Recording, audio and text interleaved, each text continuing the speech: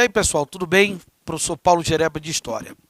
Nossa aula de hoje, nós iremos discutir, analisar, fazer uma reflexão, na verdade, sobre um dos principais povos, ou melhor falando, uma das principais civilizações, que, na verdade, vai ocupar aqui o chamado Oriente Próximo, como o Egito, que nós já discutimos em outro momento.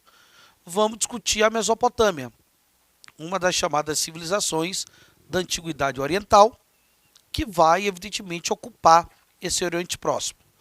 Nós iremos fazer uma reflexão sobre os diversos povos que ocuparam a Mesopotâmia, que ficaria localizado hoje no atual estado iraquiano, fica no Iraque, né?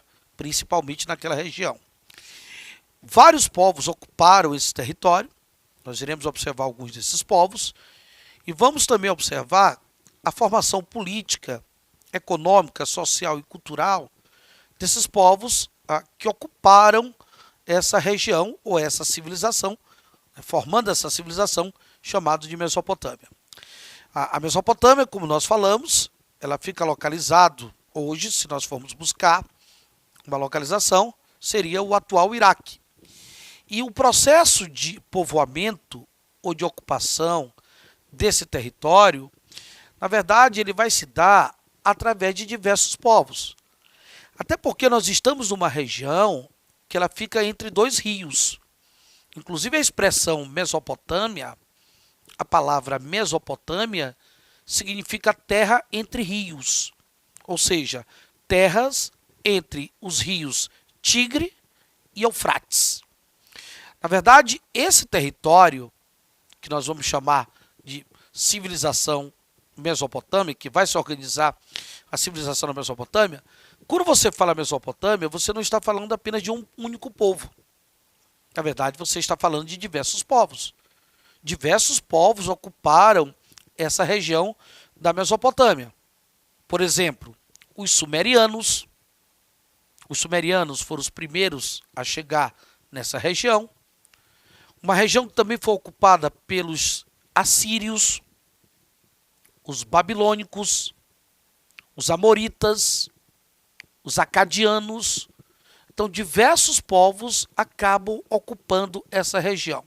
Alguns deles formaram império, como, por exemplo, o primeiro império da Babilônia, onde vai se destacar o grande imperador Hammurabi, o grande império assírio, onde se destacou o imperador Assurbanipal, o segundo império da Babilônia, ou império neobabilônico, onde vai se destacar o grande imperador Nabucodonosor.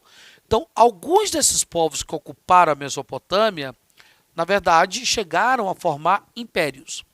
Nós estamos diante de uma estrutura civilizatória, principalmente pelo fato dela ter a presença de um Estado, de uma hierarquização política. Nós temos aqui uma sociedade, a sociedade mesopotâmica, na verdade, principalmente onde você terá a formação desses impérios, que nós acabamos de falar, o primeiro império da Babilônia, o império assírio, o segundo império da Babilônia.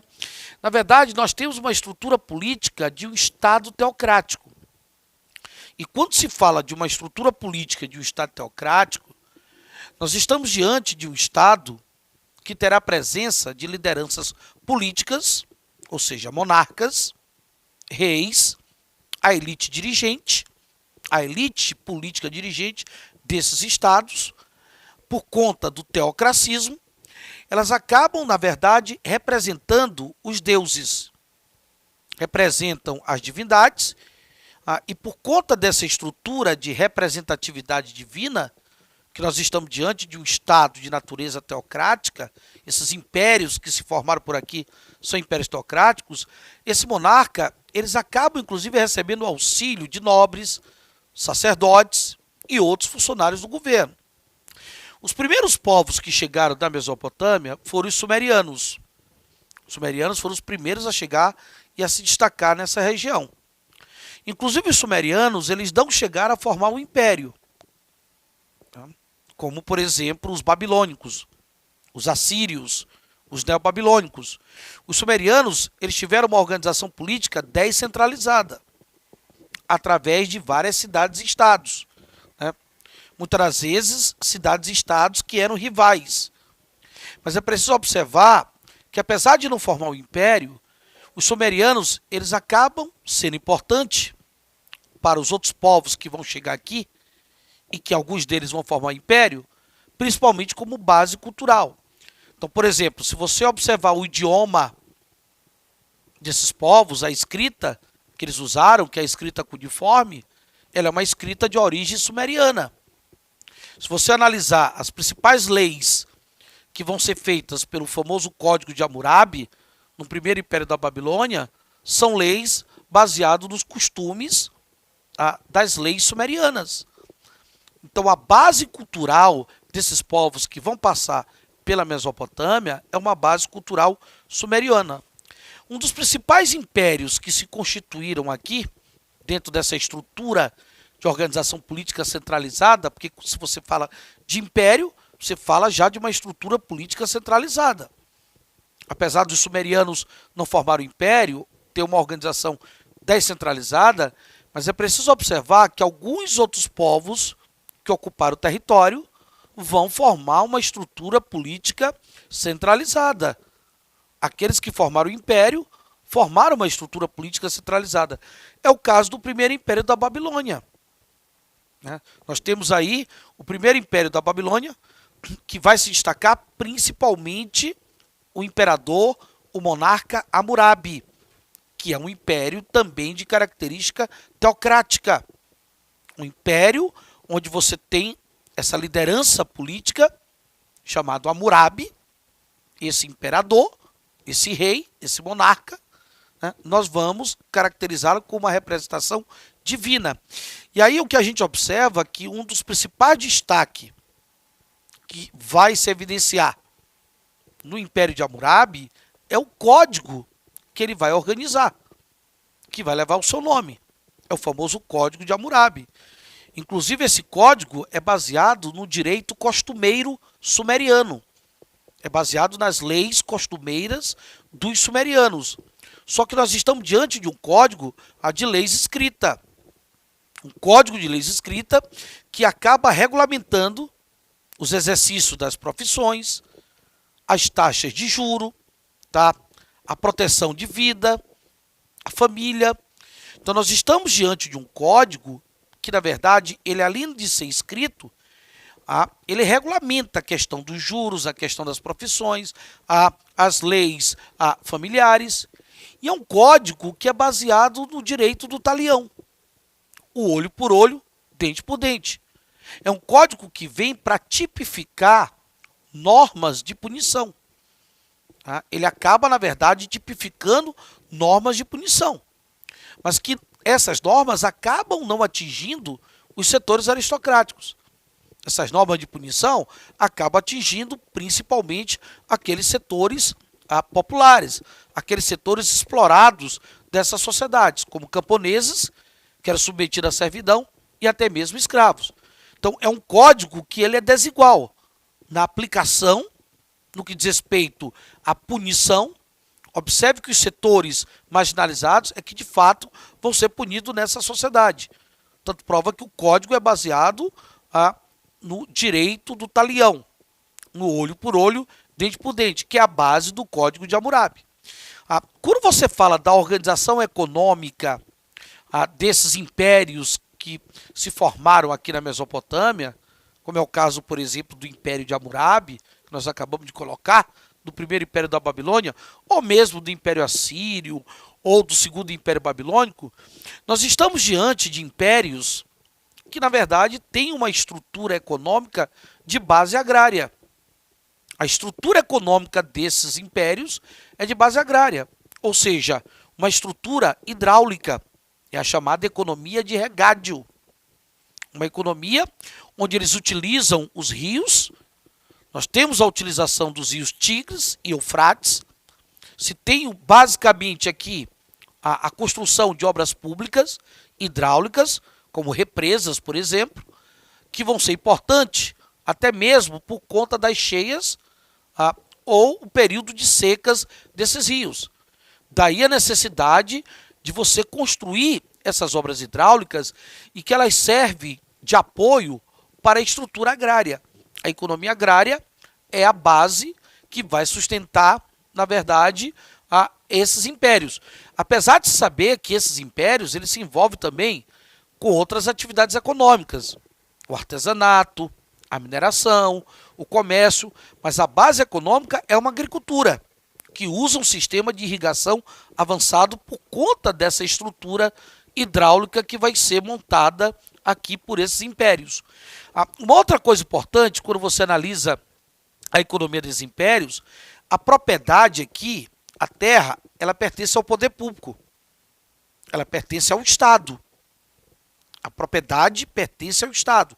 Apesar de saber que na Mesopotâmia, esse Estado ele vai privatizar parte dessas terras.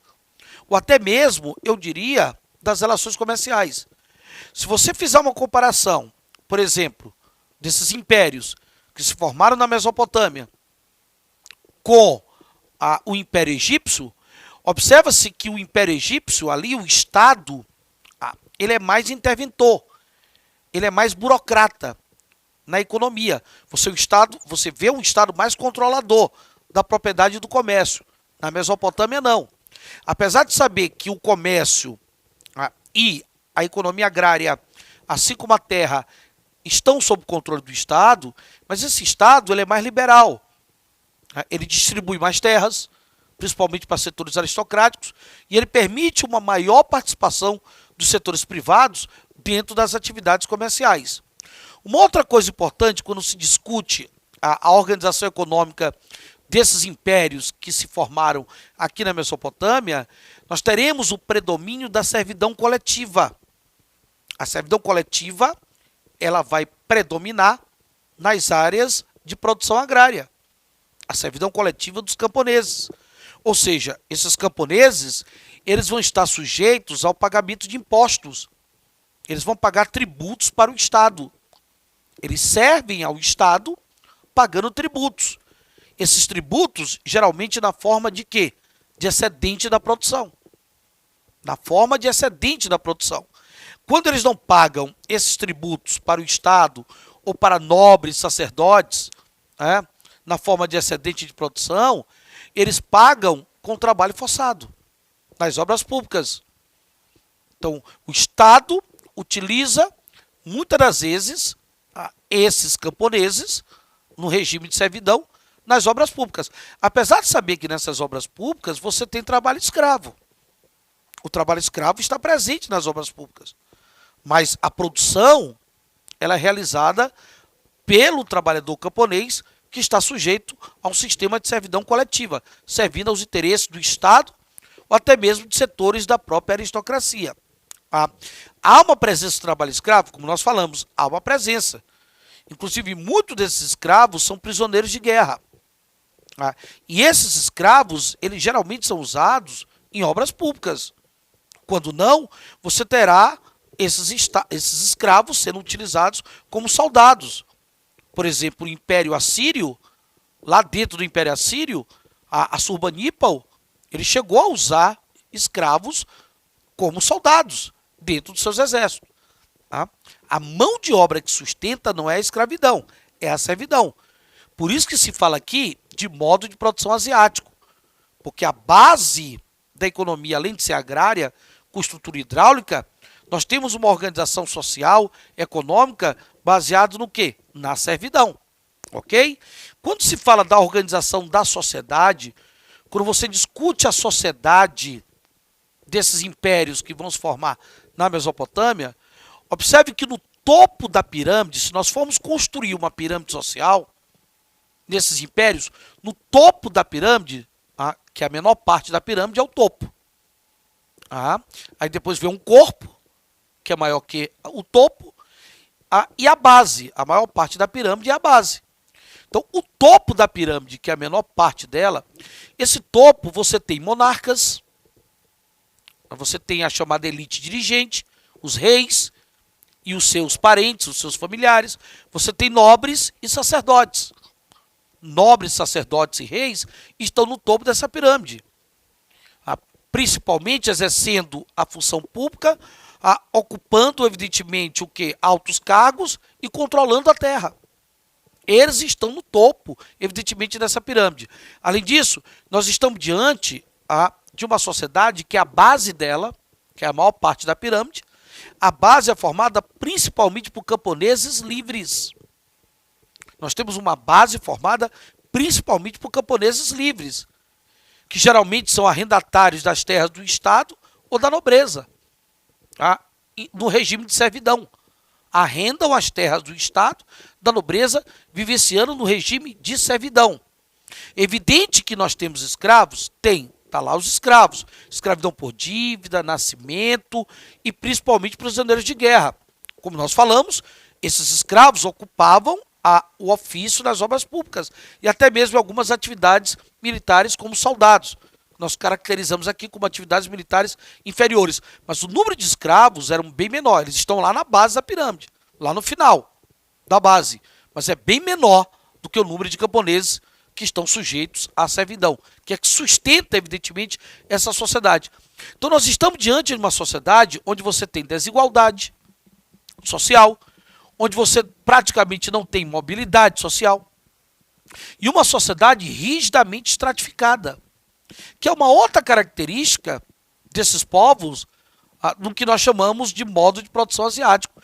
Então, o que caracteriza esses povos com o modo de produção asiático não é apenas o Estado teocrático, a servidão coletiva, mas é uma estrutura de sociedade de base o quê? Hierarquizada. A estrutura rigidamente hierarquizada também é uma característica de modo de produção asiático. Então, olha só, teocracismo, servidão coletiva, sociedade rigidamente hierarquizada.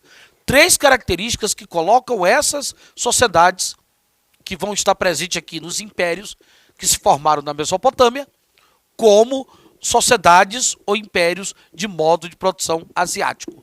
Falar da produção cultural é falar de uma produção cultural diversa e variada.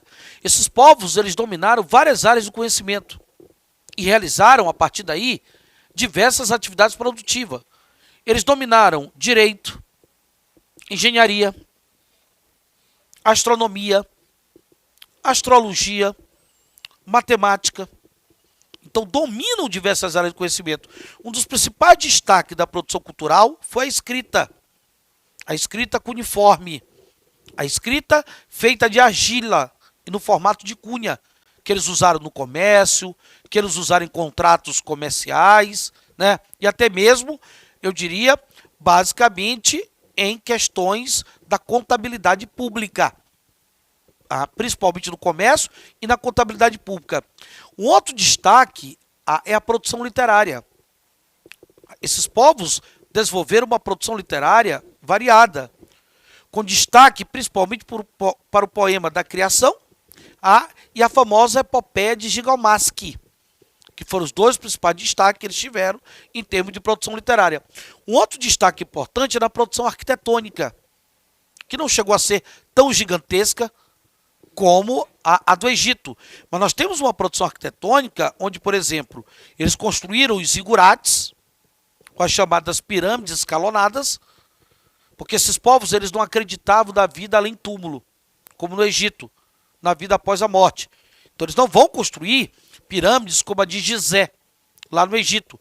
Eles constroem zigurates, que são uma espécie de pirâmides escalonadas, são mais baixas. Eles acreditavam que, por exemplo, todo o destino humano estava relacionado com os deuses e os corpos celestes. Eles eram politeístas, antropomórficos, ou seja, os seus deuses tinham forma humana, e eram, sobretudo, os deuses locais e ligados à proteção de determinadas cidades, que era uma característica das suas divindades. Desenvolveram também a astronomia, a astrologia.